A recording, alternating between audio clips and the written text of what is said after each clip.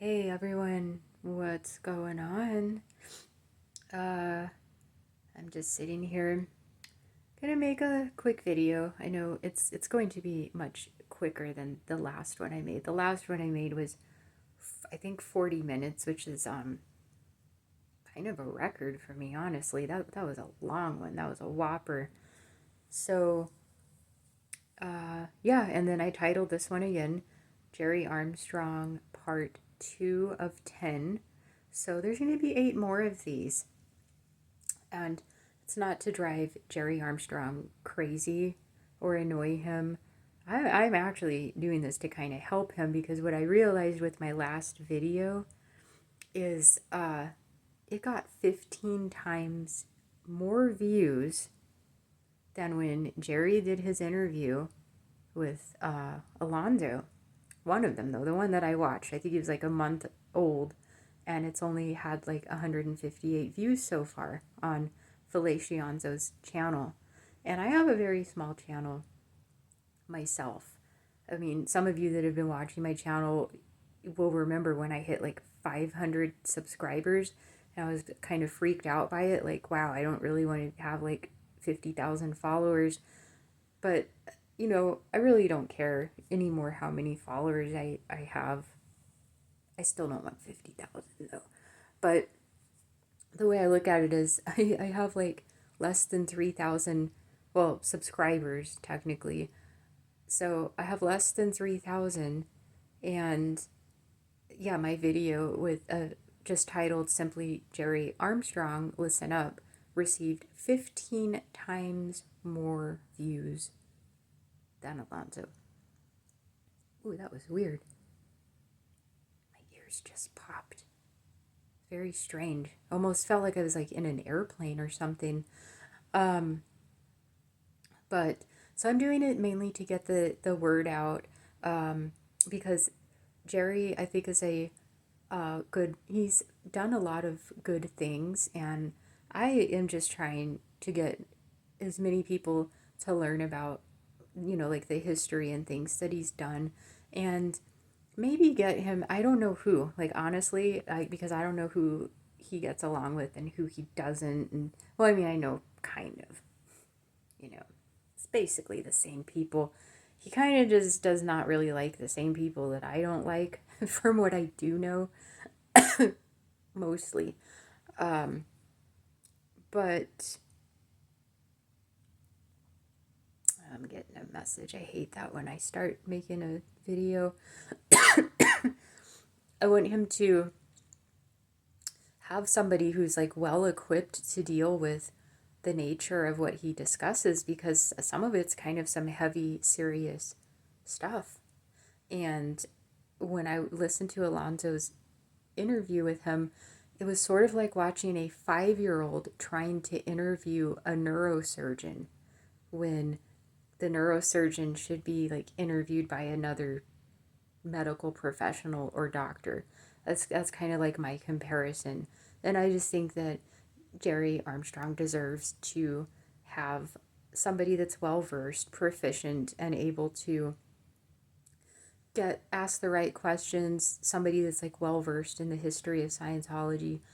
I'm not saying that person is me, because there's a lot of history of Scientology and, well, like L. Ron Hubbard specifically, that I don't know about.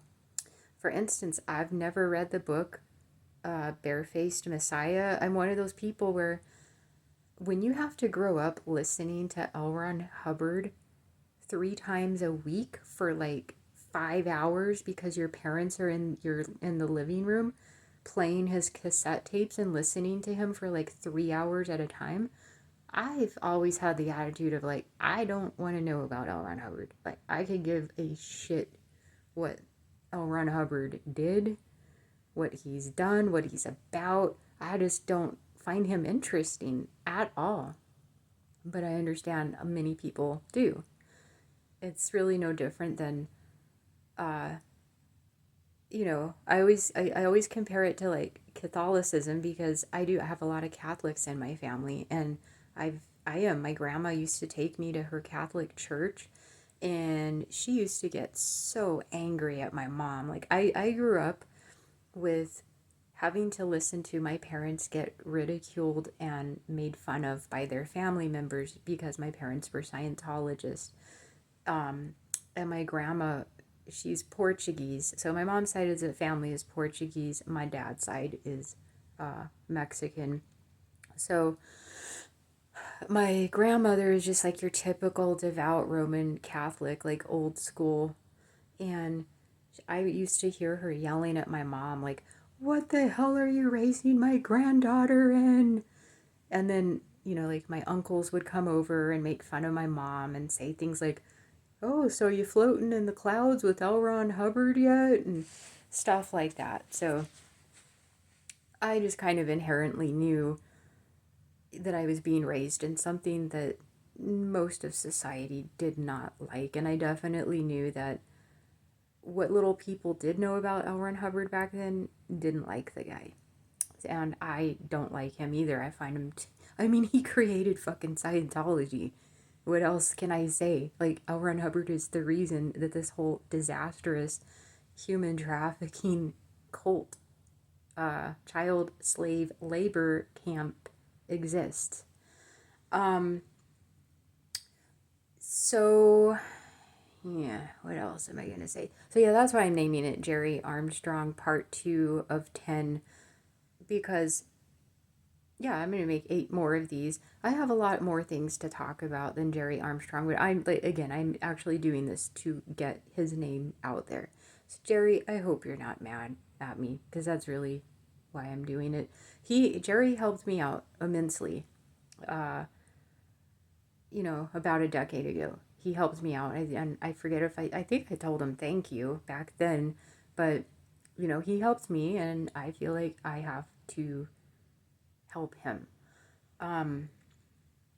So, what else am I saying? I'm a little bit nervous right now, too. I'm with my youngest daughter. We're at her dad's house and he is out scorpion hunting with her right now. Yeah, scorpion, as in they're not insects, they're actually arthropods, like in the arachnid family class or whatever. So they're not really insects. They're arthropods because they have an exoskeleton, and then they're considered arachnids because they have 8 legs and the way their body is segmented and the way that their mouth is. And his house, he lives on the outskirts of the city, so there's still a lot of like raw desert land out here, for people that live overseas, like just like how you see in the John Wayne movies with like the saguaro cactus and desert, like that's kind of where he lives. And I would say every night he finds about 24 scorpions in his front and backyard. And he likes to go out and, because if you use a black light, they glow in the dark. So if you go outside and you have a black light, it's like a flashlight, but it's a black light. No, Alonzo, I didn't say fleshlight. I said flashlight. Okay, don't get your hopes up, buddy. So, oh my God, I don't know. Just some of the shit that comes into my mind even fascinates me sometimes. I blame part of it on being left-handed and, the whole left brain, right brain thing. I think I've said this before. There's a reason why 10% of the planet is left-handed and 90% is right-handed. We just think differently, you guys. We really do. So, yeah, he likes to go out with his, like, black light, and he has this, like, stake, like, pitch thing, and he likes stabbing him. And I mean, I'm not down with that, because technically we kind of moved on to the scorpion's home habitat. Although I have been stung by a scorpion once about 5 years ago. It was not fun. Even though the scorpions are little bastards and they have what's called like a negative geotaxis, so they can like climb up walls, they can hang upside down, they can hang sideways. So if you like go in your cupboard and say you're just like putting your hand to the side, one of those little suckers will just sting you. And even right now, being in this room, say if there's a scorpion in here, it'll just like run up to me and sting me. So yeah, when I was stung by a scorpion, it was on my back, and I was just hanging out on my friend's couch, and it just felt like somebody taking needle nose pliers and like pinching my back with needle nose pliers and like pinching my skin off. That's that's how much it hurt. And then my right arm went numb and tingly for about 24 hours, which is like a classic sign of a scorpion sting, because they sting you with their stinger and then they release a shitload of like neurotoxins into your body. So even though I got stung on the left side of my back for like 24 hours, I was feeling these like very excruciating sharp pains going all the way up to the right side of my neck. Because their stinger usually will hit a nerve, and then plus the toxins they release. It's creepy as it really was a creepy experience. But my daughter's dad, he's been stung like 5 times since he's had this house, and he's only had it for like, I think, 3 years. And so he hates them, and he enjoys going out there and just pitchforking them, basically. Um, so, yeah, I guess not bad for a gang-banging stripper to know all of this, right? But I find like insects, arthropods, spiders, whatever. I find all that stuff fascinating. In fact, if I could go back to college and get like a degree in entomology, I would do it in a heartbeat. Um, Although I don't think being an entomologist really pays anything unless if you become like a professor at a college, but you would need a PhD to do that. Kind of like Chris Shelton, Dr. Shelton. You know how he has a PhD? Kind of like that. So, um, I wanted to say that, and then I already covered like the Gerry Armstrong thing, and one thing I wanted to discuss, because I know there's like a lot of stuff going on, and there is like this rivalry between the first generation of Scientologists versus the children, as we are called, second gens. Uh, there is like a great division and hatred, like amongst, like brewing up amongst several people from both sides. And I just wanted to talk about that for a few moments, because uh, I think what it boils down to, based off of my experience with my parents, is our parents are never going to understand us, and we are never going to understand our parents when it comes to Scientology. It just ain't gonna happen. I mean, because I've been dealing with this shit with my parents basically my whole life. And I used to ask them all the time, like, how, because both of my parents were raised Roman Catholic, and then they joined Scientology in like the Bay Area in their 30s. That's how they met. And I would be like, how the hell can you be raised Roman Catholic and then become a Scientologist? Like, I've never understood that. Even to this day, I still don't understand. Um, and I'll just bring up one particular example. So in Scientology, it's called bull baiting, which is essentially where you have to sit in front of someone and provoke and taunt them, and they have to sit there like with zero reactions whatsoever. And if they smile or make any type of emotional gesture, then you have to start all over again.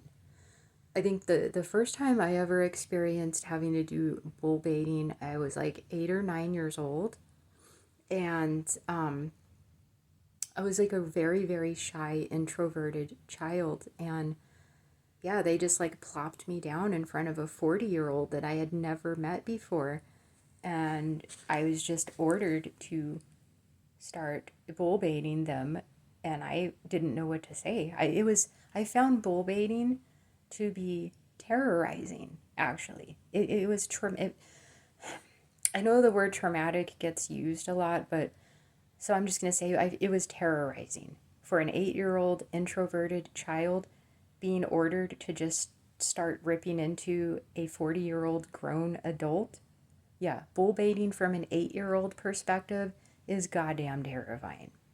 But if you ask adults the same thing, like if you were to ask my parents or a lot of these first gens about bull baiting, they're going to sit there and say, oh, that was so much fun. God, I used to love bull baiting sessions. It was just a great time. And I'm kind of like, well, yeah, no shit, because you guys were adults and you know that you're with another adult and you have to make fun of them. So maybe it's going to be fun and seem like a great time. But when you're 8 years old and you're ordered to bull bait an adult, it's not fun. It's not fun at all. It's absolutely horrific and miserable. So, this is another thing about Alanzo. He does not have any children, okay? And I know he posted the other day that he was married back in the 1980s, and he said he's had sex back in the 1980s. I don't know why he threw that out there, but I'm like, okay, dude, you were married, but you don't have any kids. So if you don't have any children and you're talking about Scientology, you really have like no knowledge of what children feel or what we think. And Alanzo, even though I know you posted that you were a course supervisor and you were bragging about how many children that you helped pass their Scientology courses, and then you were saying it's a misconception when second gen Scientology kids say that they were forced into Scientology. You say we were forced when we actually had a choice. And that is the biggest ignorant pile of horse shit I have ever heard. Which is why, Alanzo, you shouldn't talk about how kids are raised or what they go through when you have none yourself. At this point in your life, I would say go out and adopt a dog, because that's probably the closest thing you're going to get to having a child. Go adopt a puppy, because at least you'll sort of know what it's like to raise something and what it feels like. Because being raised in Scientology is no different from anyone that was raised in Christianity or Catholicism, okay? Now, I know from witnessing this from my Catholic friends and family, if you are a child being raised in a Catholic household, you have to do catechism, you have to go to Sunday school, you have to go to church, and you have to believe in God, Jesus, whatever. If you're a Catholic child and you tell your parents, I don't believe in Jesus and I am not going to catechism, yeah, your parents are going to force your ass and make you go to church, believe in Jesus, and go to catechism. When you're raised in Scientology, it's the same thing. You're forced to do what your parents tell you to do in Scientology because you have no choice. That's what happens, Alanzo, when you're a child and you're being raised by parents. You do not have a choice with a lot of things as a child, okay? You don't really have a choice with what you eat, with your clothes, certain things like that, because your parents do everything and they make the choices for you. That's another part of normal society. Please learn that someday. Because the shit you say is just like unbelievably, I'm just like, dude, how culturally inept are you? So I was reading, and I saw this funny comment the other day. It was one of, Alanzo has a fan club of about 5 incels, just like himself. And one of them was like, every time I see Marisa, she always seems like she's high or she's drunk or on some kind of drug. And then Alanzo says, well, she has openly stated that she's was addicted to fentanyl before and this and that. And I'm just like, first of all, I want to say, if I could do 2 lines of meth, smoke an ounce of weed, drink a 12-pack of booze, and do some fentanyl, take some downers, and I'm still going to be more intelligent and be able to form more coherent sentences than fellatio. I could be blasted out of my mind and I'll still make more sense than that motherfucker will. I think it's pretty obvious if you listen to Alanzo and how he talks and then you listen to me. I think it's pretty obvious who is the more intelligent person. So the third part, and then just to get back to the parents, that's what I guess I wanted to say is that there has to be some sort of like, I don't know if there's ever going to be an understanding. At one point when I was younger, my parents, they knew I was very like upset, because you go through stages when you're raised in Scientology. And then once you realize how quacky and horrible it is, and then you distance yourself from it, you go through a process. I think it took me probably 10 years, honestly, to get every remnant of Scientology out of my mind. Unfortunately, I'm not like Chris Shelton where I was able to do it in 2 months, like he says he was able to, which he's full of shit because he still acts like a Scientologist to this very day. So, you go through like an anger phase and then you go through this like resentment phase. There's all these different phases that you go through. And I've been through, I think, all of them because, again, it's been 22 years that I've had to kind of recuperate, process everything, get whatever emotions out that I need to. And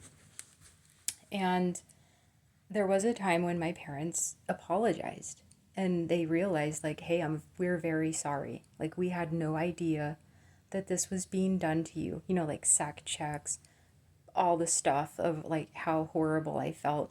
My parents tell me that they had no idea that this was going on. But,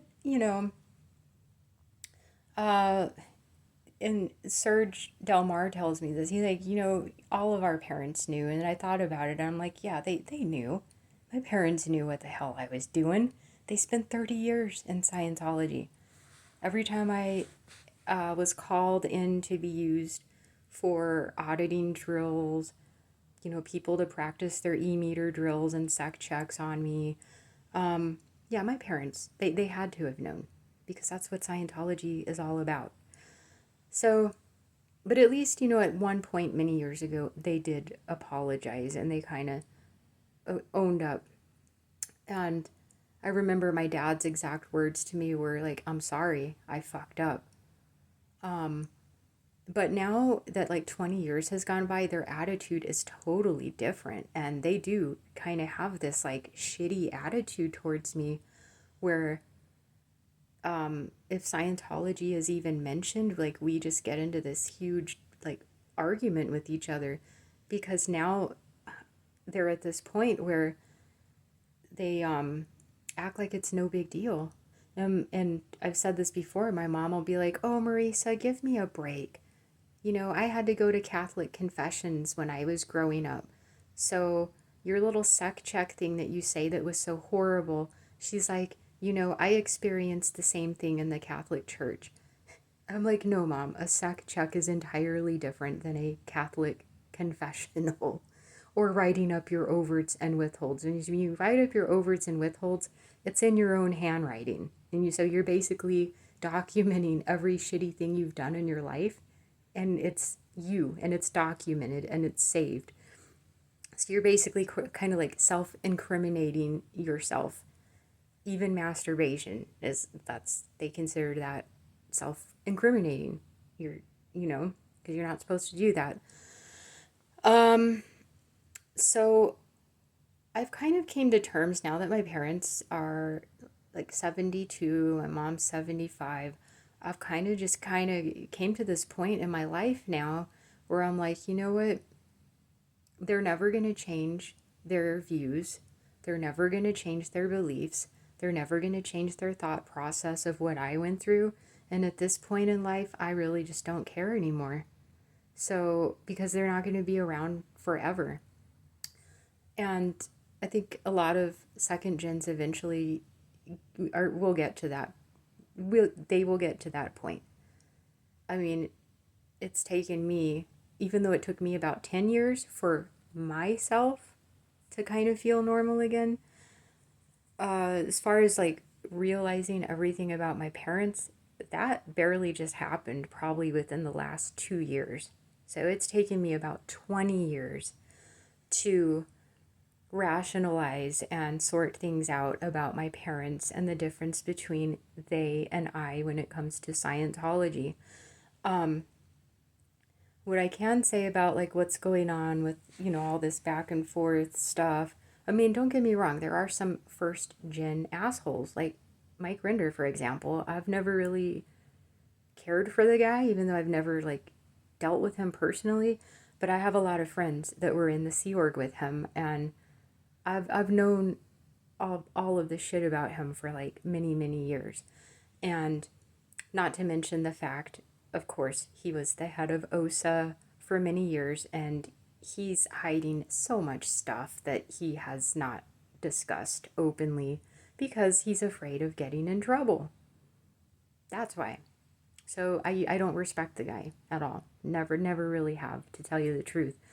But other people, other older first gens, and this whole animosity that they have towards people like, basically people like myself and the children that they raised, they kind of have to take some responsibility for this and sort of show some humbleness and empathy and compassion.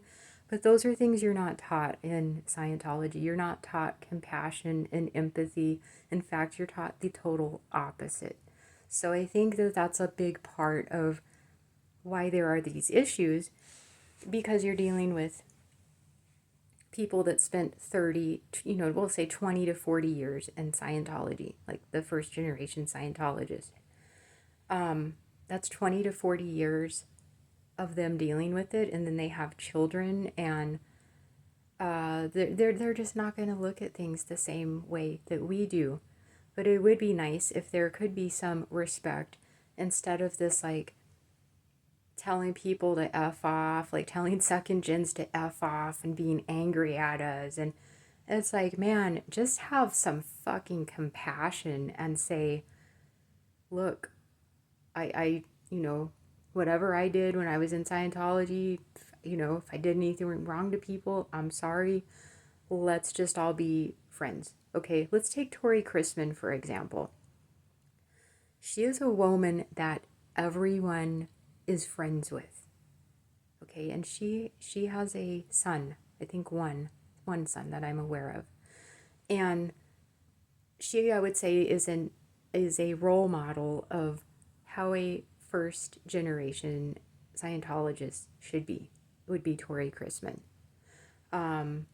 She is compassionate, she's empathetic, she cares, she's helpful, she's friendly, she's very, very, and I've said this before, she's actually the first person I came across when I was 22 and surfing the internet trying to find other ex-Scientologists. She was the first person that I started talking to. Her and Arnie Lerma, which is funny because Alanzo, he made this post with this like Chris Elston guy, and Alanzo claims to be a huge supporter and admirer of Arnie, the late Arnie Lerma, and Alanzo claims to be a supporter of Arnie's, and Arnie was a very, very good friend of mine. So I made this like speech to give during Arnie's funeral, and this Chris Elston guy that Alanzo is posting totally like bashed me for kind of giving some condolences for Arnie.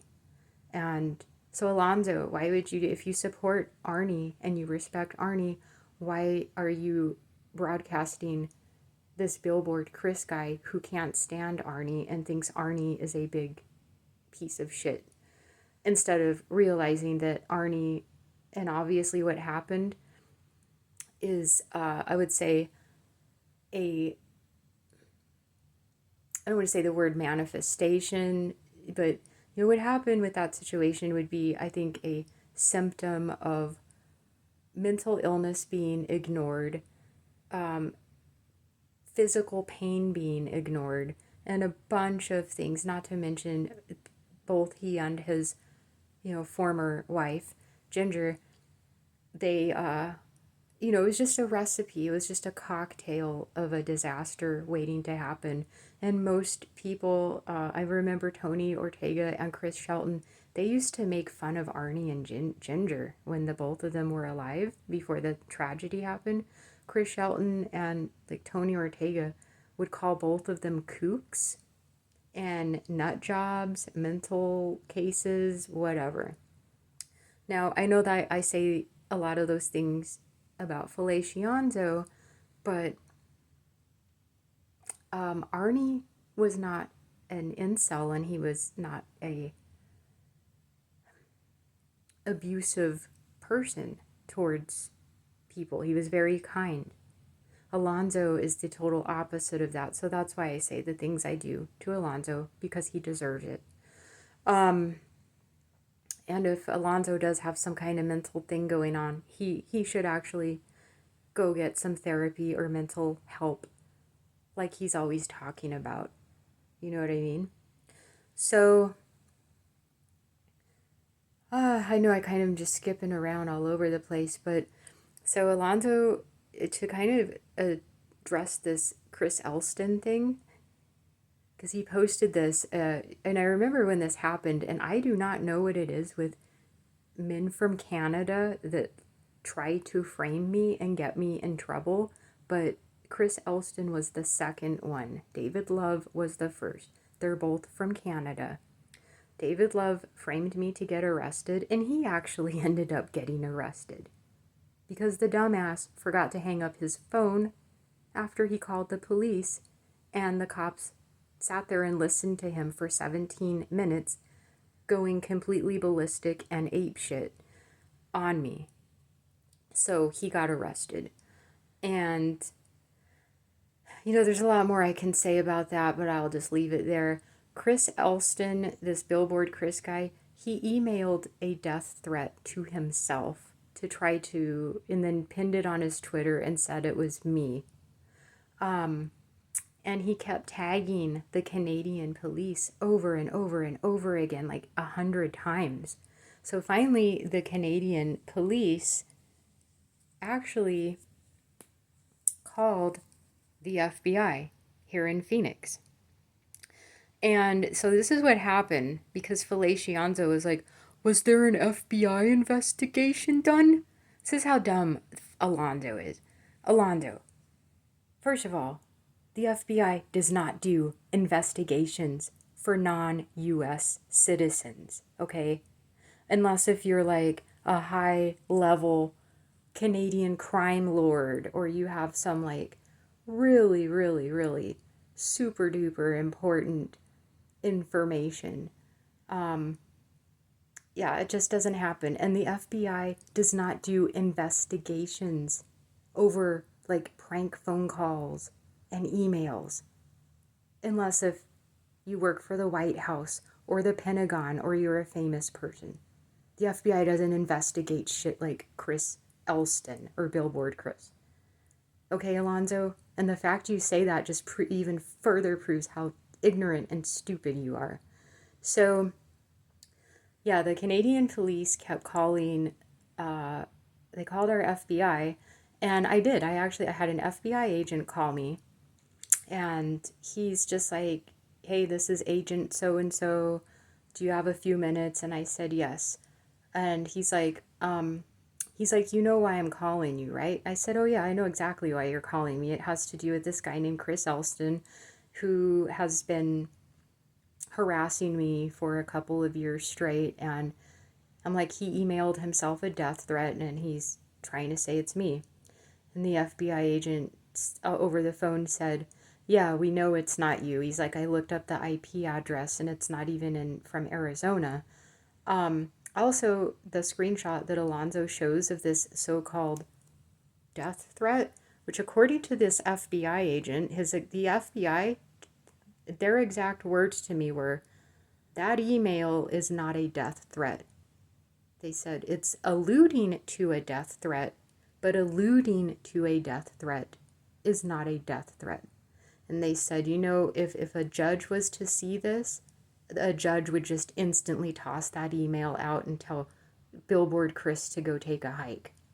So, talking on the phone with this FBI agent, and he says, look, he's like, I just want to get this shit off my desk. He's like, this is not my job. And he was like, it's funny, I actually still talk to this FBI agent to this day. So Chris Elston kind of did me a favor. That's why I say I don't know why these guys fuck with me and try to do these things, because it always backfires and they end up getting in trouble. And because I'm not doing anything wrong, they are. So they're the ones that get busted. So this FBI agent was like, look, he's like, you don't have to come over to the office, but he's like, if you did, it would be kind of nice because I could just like mark this off and get this crap off my desk. And I was like, am I in trouble? And he says, Marisa, if you were in trouble, I wouldn't be giving you a courtesy phone call. He's like, I would be knocking on your door if you were in trouble. And he's like, you're not in trouble at all. So I'm sitting there thinking, because the FBI building is only like a 5-minute drive from me, and the Phoenix FBI office it's a newer one compared to like other cities. I think it's maybe 10 years old or less. So I'm sitting there thinking, like, how often does someone get invited to go check out the FBI Federal Bureau of Investigation office? Like, it was almost like a field trip invite of like, hey, just come on down. So I was like, fuck yeah, dude. I've always wanted to know what an FBI building looks like. So I went. And it was really cool because Donald Trump was president at the time. This is like 5 years ago, 6 years ago. No, actually, maybe 7 years. I think it was like 2017 or 2018 when this happened. So when you walk into the FBI building, there was like this giant digital like sign of Donald Trump. And you know how Trump makes that like mean face, like he's serious and means business. I would say it was probably like a 20-foot tall by, I don't know, 20-foot tall, probably 15-foot wide digital sign with the American flag in the background and then Donald Trump just staring at you. So you walk in the front door of the FBI building and you just see this like giant digital thing with the president and the American flag. It was actually very dystopian looking when I remember it, but it was really cool. So I go in the room with the FBI agent, and he was mad. He actually called the Canadian police back and told them. He said, listen, you guys, this is the FBI. Our job is to chase, hunt down ISIS, get El Chapo and like Mexican drug cartel members. He's like, our job is not to deal with middle-aged Canadian men playing games on the internet. He's like, please do not call us again unless if it is a life or death situation or there's like human smuggling or human trafficking going on. He's like, because we do not handle things like this. The FBI agent was actually pissed off at Chris Elston. And we were laughing and joking about the whole thing. And he wanted to know like where this stemmed from. And so I told him like, well, this is a good opportunity to bring up the Scientology, because I'm talking to a freaking FBI agent that's sitting like 2 feet in front of me, 3 feet maybe.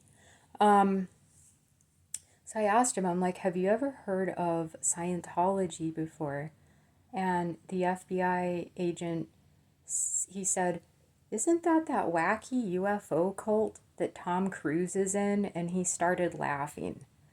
And I was like, well, yeah, I mean, that's part of it, but there's a lot more to it than that. I'm like, it's actually this huge human trafficking, child trafficking cult, and it's just going on right here in America. The FBI agent had zero interest whatsoever in Scientology, and he did not give two shits. So it gave me a good kind of like first-hand look at why our FBI does not do anything about Scientology, because for the most part, they are adrenaline junkies and they want to go chase bad guys and like get into shootouts and just dangerous life adventures. That's what our FBI likes to do. Now, I am imagining if I was an FBI agent and I was ordered to go investigate Scientology and go through the boxes and boxes and like probably millions upon millions of pages that L. Ron Hubbard wrote, or David Miscavige, and just all of the Scientology nomenclature and verbiage, and being an FBI agent and not knowing what the hell any of it means, I wouldn't want to do that shit. I mean, seriously, that's why our FBI does not investigate Scientology, because it would be a major pain in the ass for them to do so. And they don't want to deal with clerical work and reading through stuff and having to figure out what body thetans are and like Xenu. Our FBI does not want to do that. So that's what I ended up learning from that whole experience. And yeah, I talked to him in person for like an hour, this FBI agent, and he actually asked me for my phone number, and we still talk from time to time. So, Alanzo, that's what happened with your question about the FBI investigation. That was the FBI investigation. So your little homie Billboard Chris got bitch slapped just like you. So that's, hopefully this fellatio crap ends. But again, he initiated this madness with me. And for as mean and verbally, what's the word? Like for as mean and as much of a verbal assassin that I can be, I do not like starting fights with people. It very rarely happens where I am the one that initiates a confrontation. I would say 90% of the time the confrontation is initiated with me. And I'm one of those people where if you're going to initiate a confrontation and really, really go out of your way to pester me because you want to fight with me, you're going to get a goddamn fight. That's what happened. That's what's happening with Alanzo. And he's kind of learning that maybe he shouldn't do that. But I have a feeling he's going to continue, and that's fine with me because I could do this for 5 years with him. I mean, I will do it too. I'm going to do it till he stops. One thing that I think people, and I'm just saying this, and it is very true.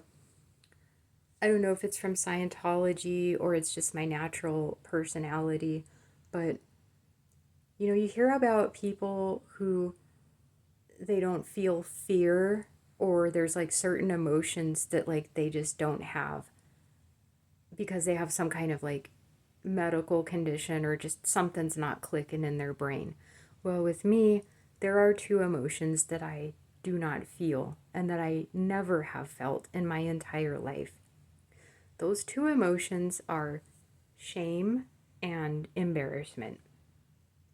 I can't be embarrassed and I can't be felt, or I can't be put into an emotion of shame. It just doesn't happen. And Alanzo keeps trying to shame and embarrass me by whatever stupid things he thinks he knows about. Like he's calling me a gangbanging stripper. It's absolutely fucking funny. And another thing, I make fun of myself all the time. So when other people make fun of me, I find it to be actually funny too. Which is a good healthy sign of mental health, actually, if you can make fun of yourself. That's considered a sign of sanity. So Yeah. If I say something publicly, which I'm an open book about my life, I have talked about whatever drugs I've done, whatever I've done, strip club stuff back in my 20s. I have publicly discussed that probably 200 times over the years. So, Alonzo, common sense, dude. If somebody says something publicly, it means they don't give a fuck if the public knows. So, this shit you're saying about me, I've already said to everyone, and everyone already knows. So, by you saying that, it has zero impact on me whatsoever. Okay? Because I am not ashamed of my past. I am not embarrassed about it either. And your dumbass probably doesn't realize that a couple of years ago, our government and president labeled the fentanyl crisis a national health emergency, as well as the opioid or opiate epidemic. That's an American health crisis. So, with knowing that, why would you use that as an insult, like a national health emergency and health crisis? I know here in the state of Arizona, fentanyl overdoses were the number one cause of death for people between the ages of 14 to 45 years old. Number one cause of death. More than car accidents, more than like medical situations. It's fentanyl overdoses. Okay. Personally, I know 5 people that have died from fentanyl overdoses in Arizona alone. Now, I don't want to get in the fentanyl epidemic because things are like rapidly changing with that. And, you have to understand, I live in a border state. So we're the first state that gets the shit. All right. We're the first state that gets stuff like fentanyl. We get first dibs on it. Then it gets whatever people are doing with it, chopping it up, cutting it up, and then it gets distributed to the rest of the United States. So yeah, Arizona and California, like we were hit, I would say, the hardest. And for some reason, Pennsylvania, it's really strange. It's like the border, Arizona, California, and then like Pennsylvania. So I don't know. I think they have mostly fentanyl powder out in Pennsylvania, though, whereas here it's in the form of pills. So that's just a little, I guess, cultural history lesson for people. But yeah, I guess that's all I wanted to say. And actually, holy shit, this is longer than my first video, which I had no plans on making it this long. So I think I'm going to end off, I'm going to end off here. I hope everyone's having a great week so far. And, yeah, I just wanted to put my 2 cents in on the whole first gen versus second gen thing. In my personal opinion, we're just never going to fucking understand each other. It's that simple. We're not going to understand. The first generation Scientologists are never going to understand the hellish torment we've been through because in their eyes, they thought Scientology was amazing. That's why they're never going to understand us. And you eventually get to a point where, like I said earlier, you just no longer care what your parents think and you're just going to let them live out their life the rest of the way that they want it. So I think that's it. So we got to talk about scorpions. Gerry Armstrong, Alanzo, first gens versus second gens, blah, blah, blah. So that's it. I hope you guys have a great evening. Well, it's nighttime where I am. But you have a great night. And yeah, I'll be talking to you all again very soon. All right.